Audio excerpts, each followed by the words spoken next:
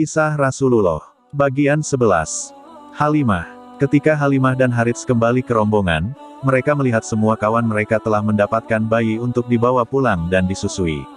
Melihat itu, Halimah berkata kepada suaminya, "Demi Allah, aku tak ingin mereka melihatku pulang tanpa membawa bayi. Demi Allah, aku akan pergi kepada anak yatim itu dan mengambilnya.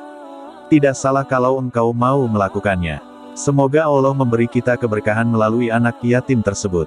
Akhirnya Halimah dan suaminya kembali menemui Aminah dan membawa Muhammad ke dusun mereka. Aminah melepas bayinya itu dengan perasaan lega bercampur sedih. Lega karena akhirnya ada yang mengasuh Muhammad, sedih karena harus berpisah dengannya selama 2 tahun ke depan.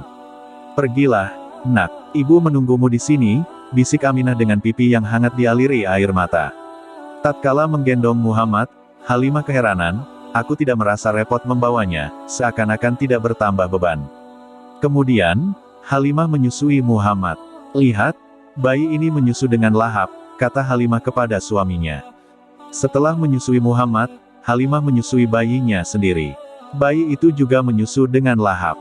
Setelah itu, Muhammad dan bayi Halimah tertidur dengan lelap.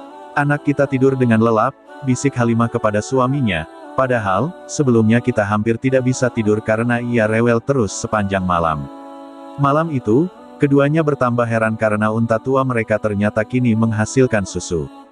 "Engkau tahu, Halimah, sebelum ini unta tua kita tidak menghasilkan susu setetes pun," gumam Harits.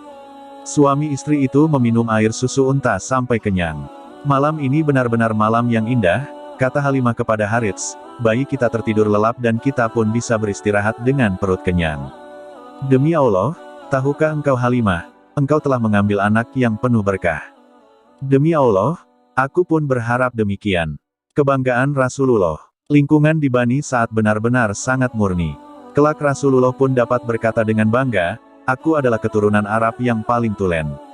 Sebab aku anak suku Quraisy yang menyusui di Bani Sa'ad bin Bakar." Keberkahan. Keberkahan yang dibawa Muhammad kecil tidak berhenti sampai di situ.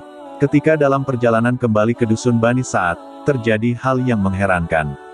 "Suamiku, tidakkah engkau melihat hal yang aneh pada keledai tungganganku?" tanya Halimah. "Saat kita pergi, keledai ini berjalan pelan sekali," Harits menanggapi, "tetapi, kini ia dapat berjalan cepat seolah tak kenal lelah. Padahal, beban yang dibawanya cukup berat." Keledai itu berjalan cukup cepat sehingga bisa menyusul dan melewati rombongan wanita Bani Sa'ad lainnya yang telah berjalan lebih dulu. "Halimah putri Abu Duwaibi," panggil para wanita itu keheranan, "tunggulah kami. Bukankah ini keledai yang engkau tunggangi saat kita pergi?" "Demi Allah, begitulah," balas Halimah, "ini memang keledaiku yang dulu." "Demi Allah, keledaimu itu kini bertambah perkasa." Ketika tiba di rumah, Halimah dan Harits tambah terkejut. "Sepetak tanah kita," bisik Halimah tak percaya. "Sepetak tanah kita ini jadi begitu hijau dan subur. Padahal, saat kita berangkat, tak ada sepetak tanah pun yang lebih gersang dari ini." "Domba-domba juga," seru Harits, "domba-domba kita jadi gemuk dan susunya penuh. Kini kita dapat memerah dan meminum susu mereka setiap hari." Begitulah keberkahan yang mereka terima selama mengasuh Muhammad.